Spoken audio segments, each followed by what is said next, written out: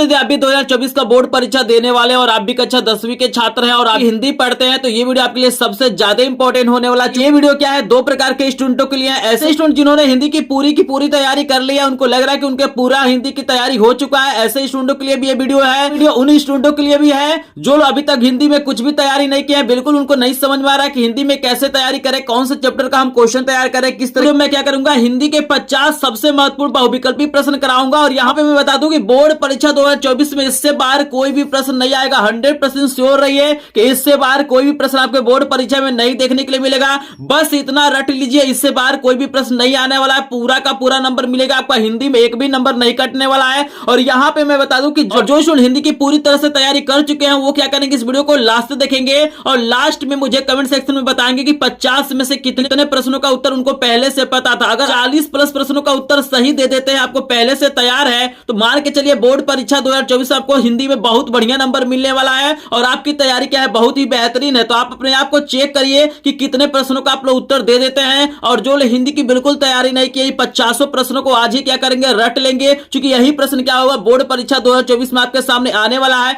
एक एक प्रश्न बताऊंगा, चाहे हिंदी गद्य का प्रश्न हो, पद्य का प्रश्न हो, चाहे व्याकरण का प्रश्न हो, इससे बाहर कोई भी प्रश्न नहीं आएगा। बस वीडियो को लास्ट देखिएगा। तो इस वीडियो को स्टार्ट करते हैं। तो यहाँ पे देखिए सबसे पहला जो आपको प्रश्न दिया गया है बहुत ही ज्यादा इंपॉर्टेंट है, हर साल बोर्ड परीक्षा में पूछा जाता है और इस बार ये प्रश्न आपको देखने के लिए मिलेगा बोर्ड परीक्षा में। प्रश्न कह रहा है चिंतामणि निबंध संग्रह है, आपको बताना है जो चिंतामणि रचना है वो किसका है, आचार्य रामचंद्र शुक्ल का है, महावीर प्रसाद द्विवेदी का है, यशपाल का है या जैनेन्द्र कुमार का है। तो आप सभी को याद रखना है ना, ये जो चिंतामणि रचना है आचार्य रामचंद्र शुक्ल का है, तो यहाँ पे कवल ऑप्शन बिल्कुल करेक्ट हो जाएगा। आई होप आपको समझ में आ रहा होगा। यहाँ आप देख सकते हैं 2 नंबर का बहुत ही ज्यादा इंपॉर्टेंट आपको प्रश्न दिया गया है कि कलम का सिपाही कृति है, आपको बताना है कि जो कलम का सिपाही रचना है वो किसका रचना है, वृंदावन लाल वर्मा का है, अमृत राय का है, गुलाब राय का है या मुंशी प्रेमचंद्र का है। तो आप सभी को याद रखना है कि कलम का सिपाही जो रचना है अमृत राय की रचना है, तो यहाँ पे खवल ऑप्शन बिल्कुल करेक्ट हो जाएगा। आई होप आपको समझ में आ रहा होगा। यहाँ पे 3 नंबर का प्रश्न देख सकते हैं, बोर्ड परीक्षा 2024 के लिए बहुत ही ज्यादा इंपॉर्टेंट प्रश्न है। प्रश्न नंबर 3 को बिल्कुल आपको नहीं भूलना है क्योंकि 100% ये प्रश्न आपके बोर्ड परीक्षा में आएगा।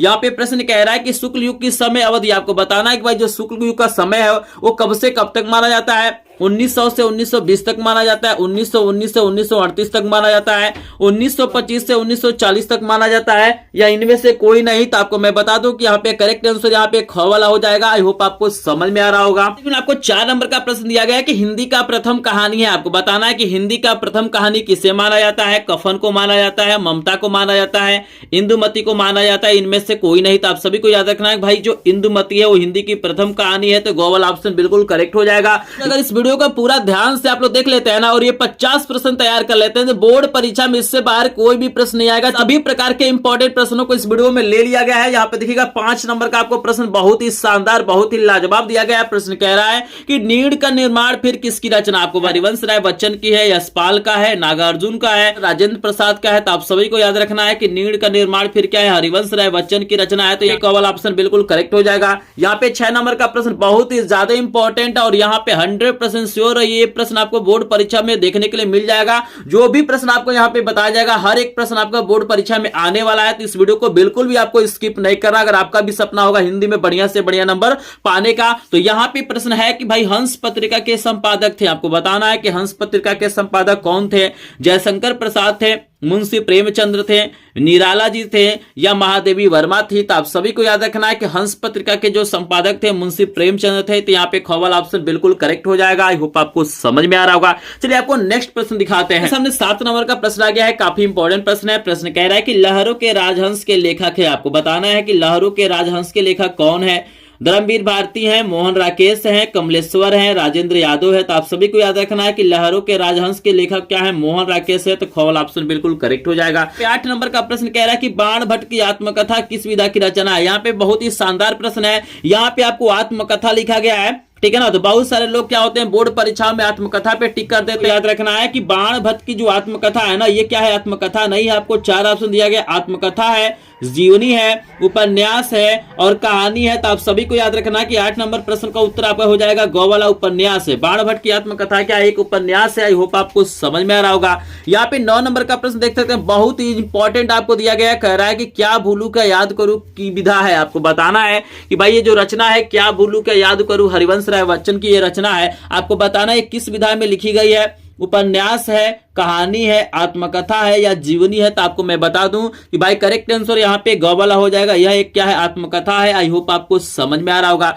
10 नंबर का प्रश्न देख सकते हैं, बहुत ही ज्यादा इंपॉर्टेंट आपके सामने दिया गया है बोर्ड परीक्षा 2024 के लिए। प्रश्न कह रहा है कि शुक्ल युग के प्रसिद्ध उपन्यासकार है। आपका ऑप्शन आपको दिया गया है, पहला दिया गया रांगेय राघव, दूसरा आपको दिया गया धर्मवीर भारती, तीसरा आपको दिया गया भगवती चरण वर्मा, आपको दिया गया मन्नू भंडारी। तो आप सभी को याद रखना है कि शुक्ल युग के जो प्रसिद्ध उपन्यासकार है वो क्या है, भगवती चरण वर्मा है। तो यहाँ पे गो वाला ऑप्शन बिल्कुल करेक्ट हो जाएगा। या 12 नंबर का प्रश्न आपको दिखा रहा है, बहुत ही ज्यादा इंपॉर्टेंट प्रश्न है। प्रश्न कह रहा है कि शुक्लोत्तर युग के लेखक है। आपको बताना है कि शुक्लोत्तर युग के लेखक कौन है। यहाँ पे आपको 4 ऑप्शन दिया गया है, लेकिन आपको मैं बता दूं कि करेक्ट आंसर आपका घ वाला हो जाएगा। धर्मवीर भारती क्या है, शुक्लोत्तर युग के लेखक है। आई होप आपको समझ में आ रहा होगा। आपके सामने 12 नंबर का बहुत ही ज्यादा इंपॉर्टेंट प्रश्न दिया गया है बोर्ड परीक्षा 2024 के लिए। इनके सामने दिया गया है कि ठूठा आम किसकी रचना। ये बहुत ही ज्यादा इंपॉर्टेंट, इसको याद रखिएगा कि ठूठा आम किसकी रचना है। यहाँ पे 4 ऑप्शन आपको दिया गया है। आपको भगवत शरण उपाध्याय दिया गया है, जैनेन्द्र दिया गया है, महादेवी वर्मा है और प्रेमचंद्र है। तो आप सभी को याद रखना है कि भाई करेक्ट आंसर यहाँ पे क वाला हो जाएगा। ठूठा आम क्या है, भगवत शरण उपाध्याय का रचना है। आई होप आपको समझ में आ रहा होगा। यहाँ पे चलिए आपको नेक्स्ट प्रश्न दिखाते हैं क्या दिया गया है। आपके सामने 13 नंबर का प्रश्न बहुत ही ज्यादा इंपॉर्टेंट दिया गया है। प्रश्न कह रहा है कि तितली की कृति है। आपको बताना है कि जो तितली है वो किस विधा की रचना है, इसकी कृति किस विधा में है। यहाँ पे आपको क दिया गया है, कहानी ख दिया गया है, जीवनी ग दिया गया, उपन्यास और घ दिया गया है, नाटक। तो आप सभी को याद रखना है कि तितली क्या है, जयशंकर प्रसाद की रचना है और यह एक उपन्यास है। तो ग वाला ऑप्शन बिल्कुल करेक्ट हो जाएगा। यहाँ पे 14 नंबर का प्रश्न बहुत ही ज्यादा इंपॉर्टेंट आपको दिखाई दे रहा है। यहाँ पे पूछा जा रहा है कि एकांकी सम्राट कहा जाता है। आपको बताना है कि एकांकी सम्राट किसे कहा जाता है। राम कुमार वर्मा को कहा जाता है, सेठ गोविंद दास को कहा जाता है, हरिकृष्ण प्रेमी को कहा जाता है या मोहन राकेश को कहा जाता है। तो आप सभी को याद रखना है कि एकांकिक सम्राट राम कुमार वर्मा को कहा जाता है। तो क वाला ऑप्शन बिल्कुल करेक्ट हो जाएगा। यहाँ पे देखिए 15 नंबर का सबसे ज्यादा इंपॉर्टेंट आपको प्रश्न दिया गया है कि शेखर एक जीवनी की विधा है। आपको बताना है कि शेखर एक जीवनी किस विधा की रचना है। यहाँ पे देखिए आपके सामने जीवनी लिखा गया है। तो काफी स्टूडेंट क्या होते हैं, बोर्ड परीक्षा में कंफ्यूज हो जाते हैं, उनको लगता है कि यह जीवनी है, लेकिन आपको मैं बता दूं कि यह जीवनी नहीं है, यह एक प्रकार का क्या है, उपन्यास है। तो यहाँ पे घ वाला ऑप्शन बिल्कुल करेक्ट हो जाएगा। ऐसे जो ट्रिकी प्रश्न होते हैं इनको आपको जरूर याद रखना चाहिए, क्योंकि बोर्ड परीक्षा में बहुत ज्यादा क्या होता है, बच्चों से इसमें मिस्टेक होता है। यहाँ पे देखिएगा आपके सामने 16 नंबर का प्रश्न दिया गया है कि भाई सुमित्रा नंदन पंत की रचना है। आपको बताना है कि सुमित्रा नंदन पंत की रचना इसमें से कौन है, उर्वशी है, पल्लव है, परिमल है या कामायनी है। तो आप सभी को याद रखना है कि सुमित्रा नंदन पंत की रचना इसमें से ख वाला हो जाएगा, पल्लव हो जाएगा। तो ख वाला ऑप्शन बिल्कुल करेक्ट है। ये आप देख सकते हैं 7 नंबर का प्रश्न बहुत ही ज्यादा इंपॉर्टेंट दिया गया 2024 के लिए। बहुत ही ज्यादा इंपॉर्टेंट प्रश्न दिया गया भाई, तार सप्तक का प्रकाशन वर्ष। आपको बताना है कि तार सप्तक का प्रकाशन कब किया गया था। सन 1953 में किया गया था, 1943 में किया गया था, 1945 में किया गया था या 1919 में किया गया था। तो आप सभी को याद रखना है कि करेक्ट आंसर यहाँ पे ख वाला हो जाएगा। सन 1943 में क्या हुआ था, तार सप्तक का प्रकाशन किया गया था। आई होप आपको समझ में आ रहा होगा। आपके सामने 18 नंबर का प्रश्न आ गया, बहुत ही ज्यादा इंपॉर्टेंट प्रश्न आपको दिया गया कि कौन सी रचना सुमित्रा नंदन पंत की। आपको बताना है इसमें से कौन सी ऐसी रचना है जो सुमित्रा नंदन पंत की है। तो आपको मैं बता दूं यहाँ पे 4 ऑप्शन दिया गया है। पहला आपको वांसु दिया गया है, दूसरा आपको छड़ता दिया गया है, तीसरा आपको सबल दिया गया है और यहाँ पे चौथा आपको चिदम्बरा दिया गया है। सभी को मैं बता दूं कि यहाँ पे करेक्ट आंसर डी वाला हो जाएगा, चिदम्बरा नंदन पंत की रचना है। आई होप आपको समझ में आ रहा होगा। चलिए आपको नेक्स्ट प्रश्न कराते हैं। आपके सामने 19 नंबर का प्रश्न दिखाया गया। प्रश्न कह रहा है कि भूषण किस युग के कवि। आपको बताना है कि जो भूषण जी है वो किस युग के कवि हैं, आदिकाल के हैं, रीतिकाल के हैं, भक्ति काल के हैं या आधुनिक काल के हैं। तो आप सभी को याद रखना है कि भूषण जी क्या है, रीतिकाल के कवि है। तो यहाँ पे ख वाला ऑप्शन बिल्कुल करेक्ट हो जाएगा।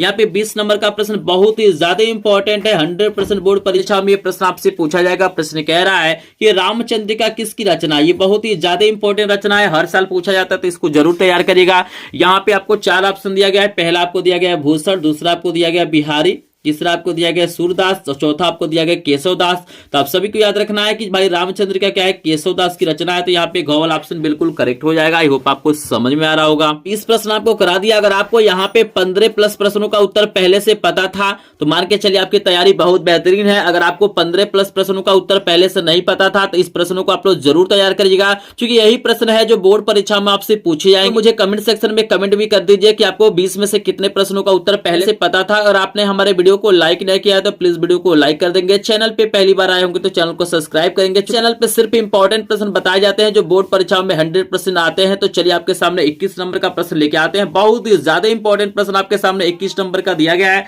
प्रश्न कह रहा है कि भैया रीतिकाल का समय कब से कब तक माना जाता है, ये भी बहुत ज्यादा पूछा जाता है। यहाँ पे आपको दिया गया 1600 से 1616 से 1818 तक, फिर दिया गया 1643 से 1843, फिर दिया गया 1616 से 1632। तो आप सभी को याद रखना है कि यहाँ पे गो वाला ऑप्शन बिल्कुल करेक्ट है। ऑप्शन के अनुसार करेक्ट आंसर गो वाला हो जाएगा। 1643 से 1843 करेक्ट आंसर है। आई होप आपको समझ में आ रहा होगा। 22 नंबर का प्रश्न देख सकते हैं, बहुत ही ज्यादा इंपॉर्टेंट आपके सामने दिया गया है बोर्ड परीक्षा 2024 के लिए। प्रश्न कह रहा है कि महादेवी वर्मा की रचना है। आपको बताना है इसमें से कौन सी ऐसी रचना है जो महादेवी वर्मा जी की है। पहला आपको दिया गया कानन कुसुम, दूसरा आपको दिया गया प्रेम पथिक, तीसरा आपको दिया गया सांद गीत, चौथा आपको दिया गया प्रेम फुलवारी। तो आप सभी को याद रखना है कि गो वाला ऑप्शन बिल्कुल करेक्ट हो जाएगा। सांद गीत क्या है, महादेवी वर्मा की रचना है। आई होप आपको समझ में आ रहा होगा।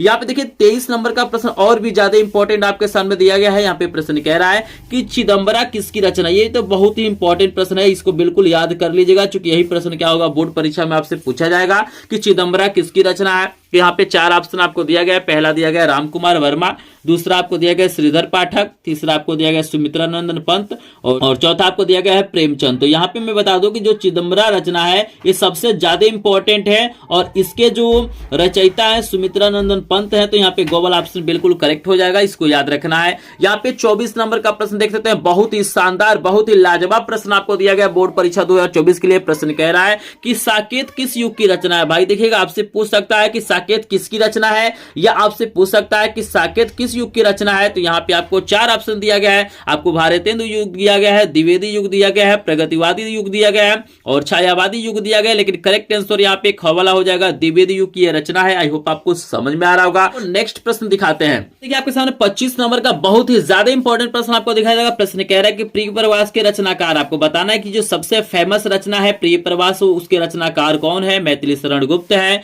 हरिऔध जी है, भारतेंदु हरिश्चंद्र है या दिनकर जी है। तो आप सभी को याद रखना है कि करेक्ट आंसर यहाँ पे ख वाला हो जाएगा, हरिऔध हमारा क्या है करेक्ट आंसर है। आई होप आपको समझ में आ रहा होगा। 26 नंबर का प्रश्न देख सकते हैं कि द्विवेदी युग में लिखित गई रचना। आपको बताना है कि द्विवेदी युग में कौन सी रचना लिखी गई थी। तार सप्तक लिखी गई थी, कामायनी लिखी गई थी, गीतिका लिखा गया था या प्रिय प्रवास लिखा गया था। तो यहाँ पे करेक्ट आंसर आपका घ वाला हो जाएगा। आई होप आपको समझ में आ रहा होगा। यहाँ पे 27 नंबर का मोस्ट इंपोर्टेंट प्रश्न आप देख सकते हैं। प्रश्न आपको दिया गया है कि रीतिकाल के वीर रस के प्रसिद्ध कवि कौन है। ठीक है ना, यहाँ पे 4 ऑप्शन आपको दिया गया है। घनानंद दिया गया है, भूषण दिया गया है, विहारी दिया गया और सेनापति दिया गया। तो आप सभी को याद रखना है कि करेक्ट आंसर यहाँ पे ख वाला भूषण हो जाएगा। यहाँ पे 28 नंबर का प्रश्न देख सकते हैं, सबसे ज्यादा इंपॉर्टेंट प्रश्न आपको दिया गया है कि आंसू के रचनाकार है। आपको बताना है कि जो आंसू रचना उसके रचनाकार कौन है। महादेवी वर्मा है, तुलसीदास जी है, जयशंकर प्रसाद है, मैथिली शरण गुप्त है। तो याद रखिएगा कि जो आंसू रचना है जयशंकर प्रसाद का है। तो गो वाला ऑप्शन बिल्कुल करेक्ट हो जाएगा। 29 नंबर का बहुत ही ज्यादा इंपॉर्टेंट प्रश्न आपको दिया गया। प्रश्न कह रहा है कि हिंदी का प्रथम महाकाव्य किसे माना जाता है।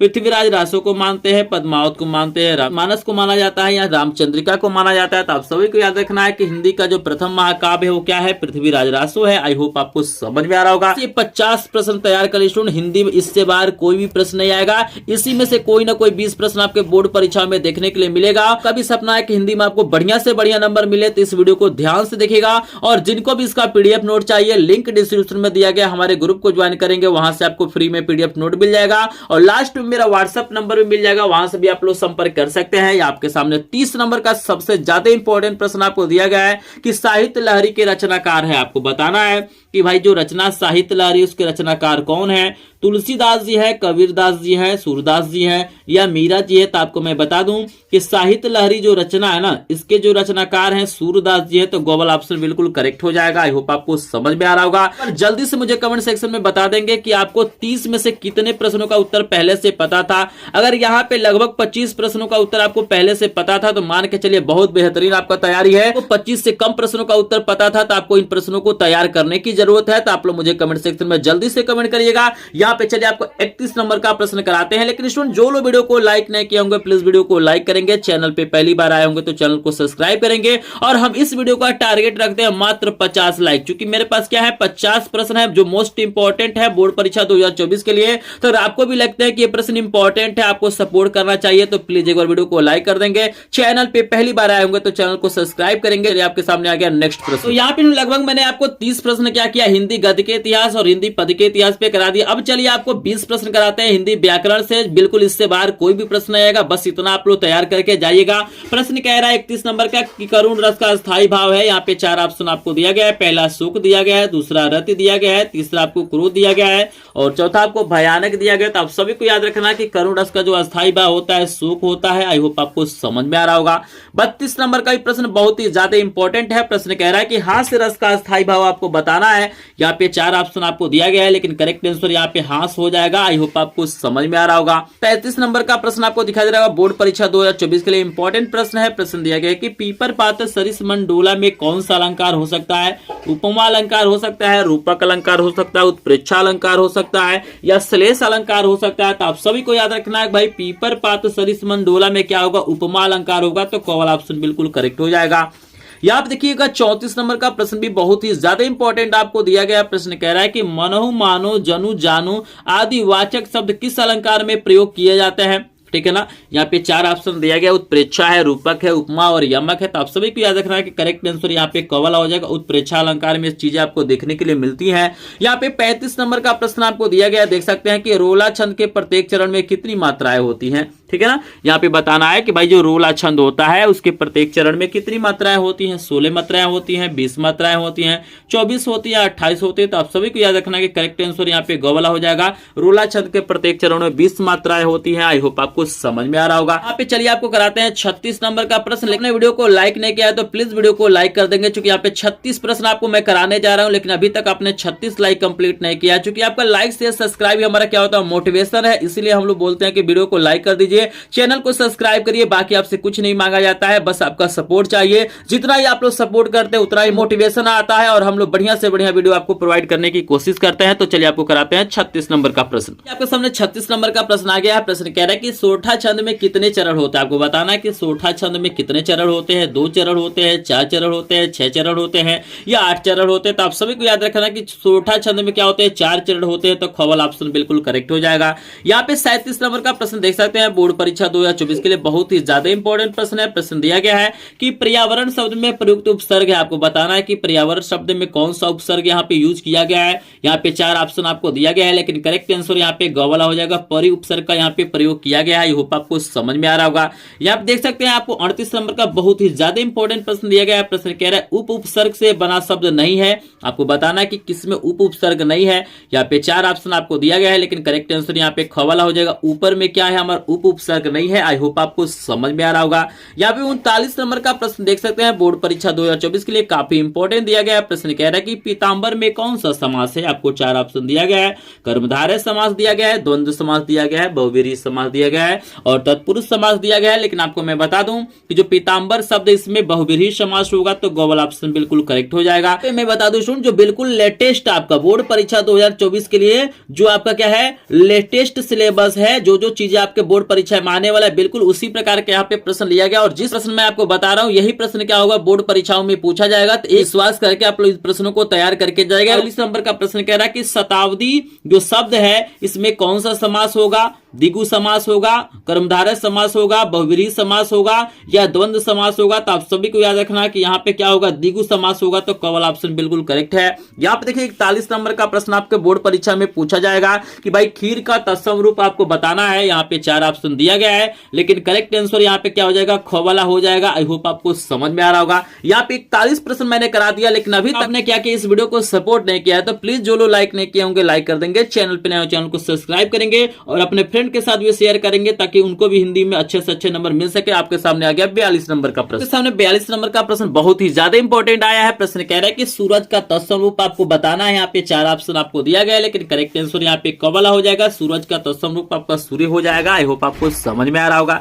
यहाँ पे 43 नंबर का प्रश्न देख सकते हैं, आपको पूछा जा रहा है कि गंगा का परिवाची आपको बताना है कि गंगा का परिवाची क्या होता है। आपको 4 ऑप्शन दिया गया है, लेकिन करेक्ट आंसर यहाँ पे ग वाला हो जाएगा। सूर्य सरिता क्या होता है, गंगा का परिवाची होता है। 44 नंबर का प्रश्न भी बहुत ही ज्यादा इंपॉर्टेंट है, बोर्ड परीक्षा 2024 के लिए। प्रश्न कह रहा है कि कमल का परिवाची शब्द है। आपको बताना है कि कमल का परिवाची क्या है। आपको 4 ऑप्शन दिया गया है, लेकिन करेक्ट आंसर यहाँ पे क वाला हो जाएगा। पंकज आपका करेक्ट ऑप्शन हो जाएगा। यहाँ पे 45 नंबर का प्रश्न देखिए, आपको बोर्ड परीक्षा में पूछा जाएगा। प्रश्न कह रहा है कि उस्मद का सप्तमी एकवचन का रूप क्या होगा। 4 ऑप्शन आपको दिया गया है, लेकिन करेक्ट आंसर यहाँ पे क वाला हो जाएगा। आई होप आपको समझ में आ रहा होगा। ये भी बोर्ड परीक्षा में आपके सामने आएगा प्रश्न। और 46 नंबर का भी प्रश्न बिल्कुल ध्यान से देखिएगा, चूंकि बिल्कुल नया प्रश्न ये आपके सामने आएगा। का पंचमी एकवचन का रूप होगा। 4 ऑप्शन आपको दिया गया, लेकिन करेक्ट आंसर यहाँ पे ग वाला हो जाएगा। बहुत ही ज्यादा इंपॉर्टेंट है, बोर्ड परीक्षा में आपको देखने के लिए मिल जाएगा। इसको जरूर तैयार करिएगा।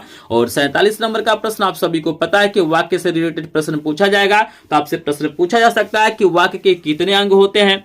3 अंग होते हैं, 2 अंग होते हैं, 4 अंग होते हैं या 5 अंग होते हैं। तो आप सभी को मैं बता दूं कि वाक्य क्या क्या होते हैं। 2 अंग होते हैं, तो ख वाला ऑप्शन बिल्कुल करेक्ट हो जाएगा। वो 48 नंबर का प्रश्न दिखाते हैं। देखिए आपके सामने 48 नंबर का प्रश्न आया है कि रचना के आधार पर वाक्य के कितने भेद होते हैं। 3 भेद होते हैं, 4 भेद होते हैं, 5 भेद होते हैं या 7 भेद होते हैं। तो आप सभी को याद रखना है कि रचना के आधार पे जो वाक्य के भेद होते हैं ना, वो क्या होते हैं, 3 होते हैं। तो यहाँ पे हमारा करेक्ट आंसर क वाला हो जाएगा। आई होप आपको समझ में आ रहा होगा। किसी भी प्रश्न में अगर आपको डाउट लगता है या अगर मैंने किसी प्रश्न का उत्तर गलत बता दिया होगा तो आप लोग मुझे माफ करिएगा। और कमेंट सेक्शन में क्या करेंगे, सही आंसर आप लोग कमेंट करेंगे, ठीक है ना। कोशिश किया आपको सही आंसर बताने के लिए, लेकिन मिस्टेक किसी से भी हो सकता है। तो अगर गलती होगा तो आप लोग जरूर बताइएगा। यहाँ पे 49 नंबर का प्रश्न आपको तैयार करना है कि वाच्य प्रयोग के कितने भेद। आपको बताना है कि वाच्य प्रयोग के कितने भेद हैं। 3 भेद हैं, 4 भेद है, 5 भेद है या 7 भेद है। तो करेक्ट आंसर यहाँ पे क वाला हो जाएगा। 3 भेद होते हैं। वाच्य से रिलेटेड आपसे प्रश्न पूछा जाएगा। आई होप आपको समझ में आ रहा होगा। यहाँ पे देखिए 50 नंबर का प्रश्न आपको बहुत ही ज्यादा इंपॉर्टेंट दिया गया है, क्योंकि आप सभी को पता है कि विकारी और अभिकारी से रिलेटेड प्रश्न आपसे पूछा जाएगा, ठीक है ना। ये 50 नंबर का प्रश्न पूछा गया है कि संख्या के मुख्यतः कितने भेद होते हैं। आपको 4 ऑप्शन दिया गया है। यहाँ पे क दिया गया है 5, ख दिया गया है 7 और ग आपको दिया गया है 6 और ग दिया गया 8। तो आप लोग ना इस प्रश्न का उत्तर आप लोग मुझे कमेंट सेक्शन में कमेंट करेंगे। इससे मुझे ये पता चलेगा कि आप लोगों ने इस वीडियो को बिल्कुल ध्यान से देखा है और आप भी हिंदी में बढ़िया से बढ़िया नंबर पाना चाहते हैं। आपका भी सपना है कि आप भी क्या करें, अपने माता पिता का नाम रोशन करें और बढ़िया से बढ़िया परसेंटेज लाएं। तो आप लोग इस प्रश्न का उत्तर मुझे जरूर कमेंट सेक्शन में बताइएगा, ताकि मुझे थोड़ा सा मोटिवेशन मिले और इसी प्रकार का वीडियो इस चैनल पे डालता रहूं। तो प्लीज आपसे रिक्वेस्ट है कि एक बार कमेंट सेक्शन में जरूर बताइएगा कि इसका आंसर क्या होगा। और आप लोग मुझे कमेंट सेक्शन में भी बता दीजिएगा कि आपको 50 में से कितने प्रश्नों का उत्तर पहले से पता है। अगर आपको यहाँ पे 40 प्लस लगभग 40 प्रश्नों का उत्तर पहले से पता है तो आपकी तैयारी बहुत बेहतरीन है। आपका हिंदी में बढ़िया से बढ़िया नंबर आएगा। लेकिन अगर आपको 40 से कम प्रश्नों का उत्तर पता था तो आप लोग इसको तैयार कर लीजिएगा, क्योंकि यही सब प्रश्न क्या होते हैं बोर्ड परीक्षा में आपसे पूछे जाएंगे। और ऐसा वीडियो आपको किसी भी यूट्यूब चैनल पे नहीं देखने के लिए मिलेगा। हिंदी का 2 वायरल पेपर दिखाई दे रहा हो, इसको क्लिक करके देखिएगा। हिंदी में आपको 70 में 70 नंबर पाने से कोई नहीं रोक सकता है। तो चलिए आपसे मिलता है नेक्स्ट वीडियो में। तक के लिए आप सभी का धन्यवाद।